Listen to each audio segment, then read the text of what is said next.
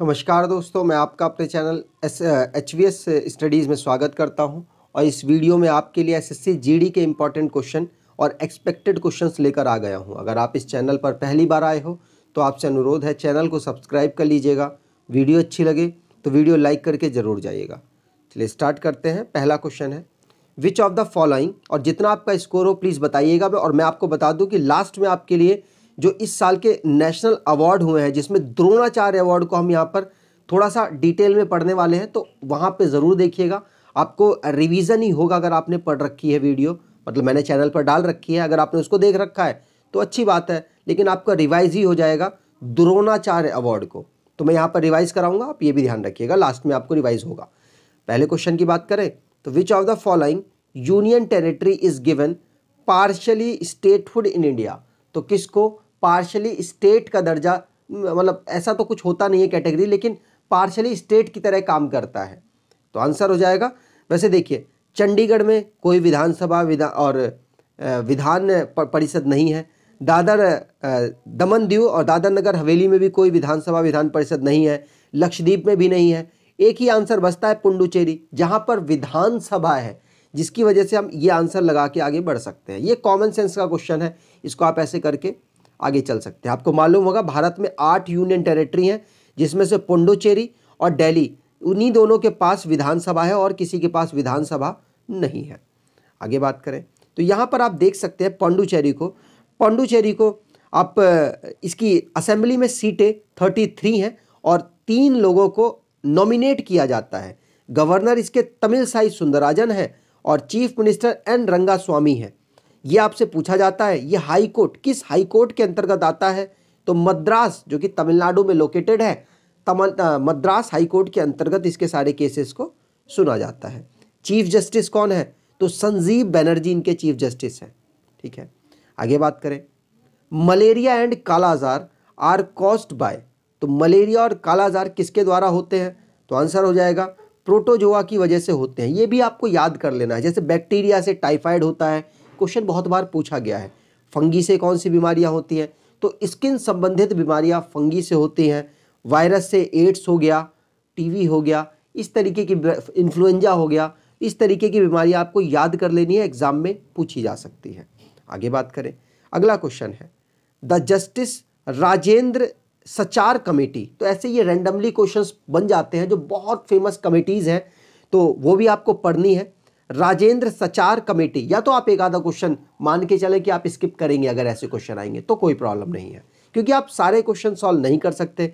आप एक आधा क्वेश्चन अपना बना के चलिए कि ऐसे क्वेश्चन आएंगे तो मैं इसको स्किप करूंगा ही, लेकिन कोशिश करिए कि जितना आप पढ़ लें वो बेहतर होगा। Rajendra Sachar committee was set up by the government of India to, government of India ने राजेंद्र सचार कमेटी को किसके लिए बनाया था, तो आपको बता दो मुस्लिम कम्युनिटी की जो सोशल और इकोनॉमिक स्टेटस है उसको एग्जामिन करने के लिए बनाया गया था। तो यहाँ पर डी ऑप्शन सही हो जाएगा। नहीं पता था कोई बात नहीं, अब पता चल गया, अगली बार आएगा आप सॉल्व कर लेंगे। ठीक है, चलिए आगे बात करें। अगला क्वेश्चन है which of the following place served as venue for the closing ceremony of Pravasi Bharatiya दिवस 2021। तो आपको पता होगा प्रवासी भारतीय दिवस कब मनाया जाता है। बिल्कुल, महात्मा गांधी जिस दिन दक्षिण अफ्रीका से भारत आए थे उसी दिन प्रवासी भारतीय दिवस मनाया जाता है। और मनाया कब जाता है, 9 जनवरी को।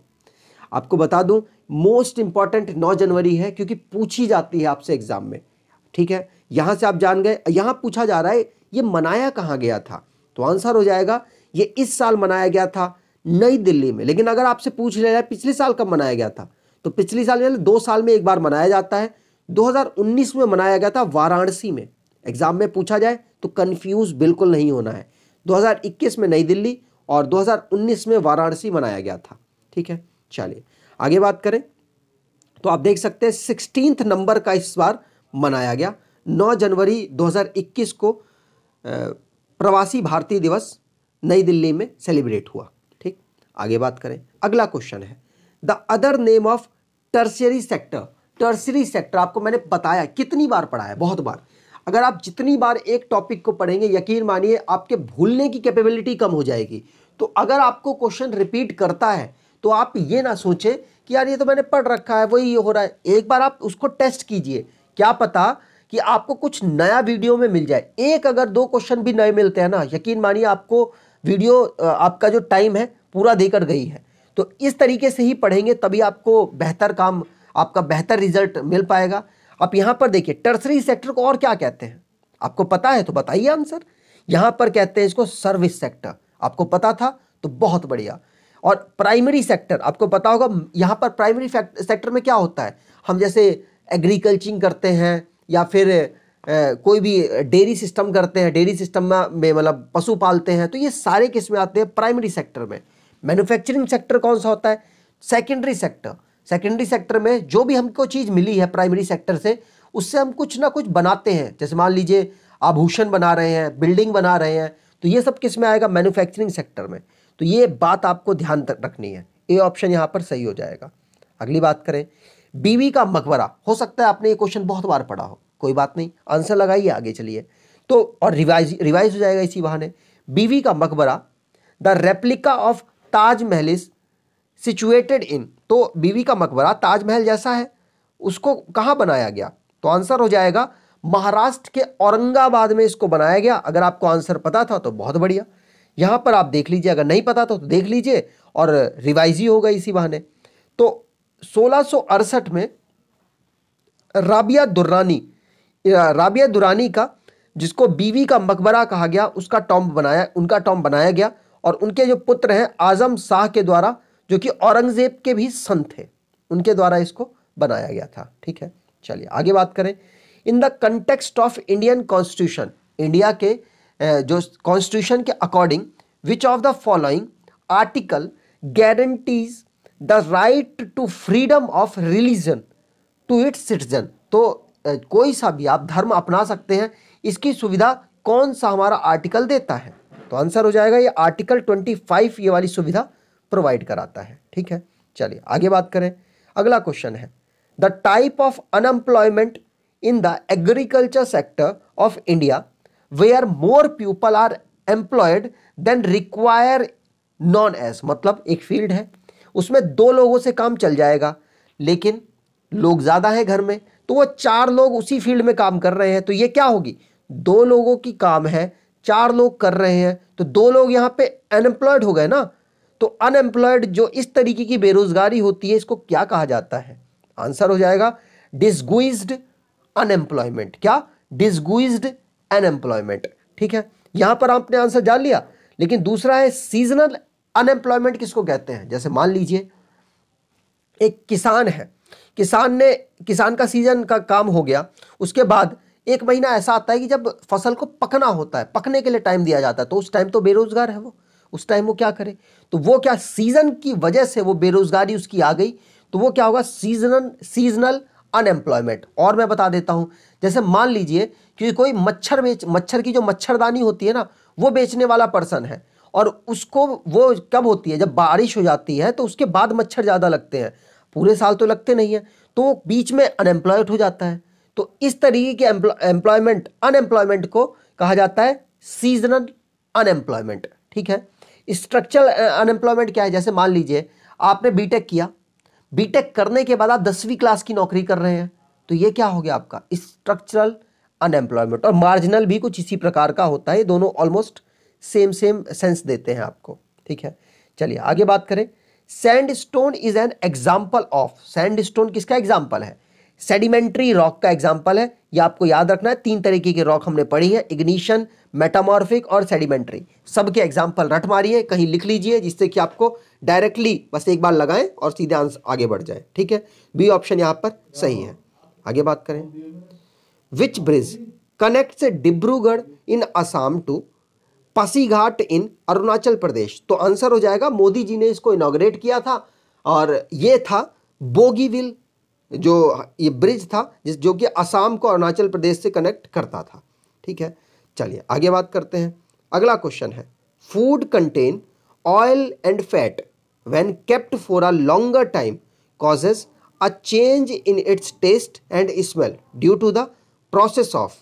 तो जब भी ऑयल या फैट वाला खाना होगा, उसको आप रख देंगे लंबे समय के लिए, तो खराब हो जाएगा। तो किस प्रोसेस, जो खराब होता है खराब तो होगा, लेकिन इस प्रोसेस को क्या कहा जाएगा, तो इस प्रोसेस को कहा जाएगा रेनिसिडिटी। तो रेनिसिडिटी, सी ऑप्शन यहाँ पर सही हो जाएगा। ठीक है, चलिए आगे बात करें।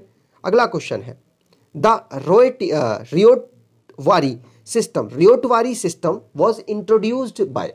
तो आंसर हो जाएगा इसको थॉमस मुनरो के द्वारा इंट्रोड्यूस किया गया था। और रैयतवारी भी आपने कई जगह सुना होगा।